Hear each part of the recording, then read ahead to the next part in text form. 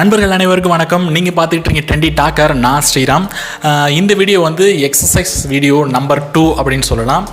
இந்த ஒரு 5 எக்ஸசைஸ் நான் சொல்கிறேன். இது வந்து யார் வேணாலும் பண்ணலாம். பிகினர்ஸுக்கு பேசிக்காக இருக்கும். ரொம்பவும் ஸ்ட்ரெயின் இருக்காது. பட் வந்து நல்ல ஒரு ரிசல்ட் கிடைக்கும்.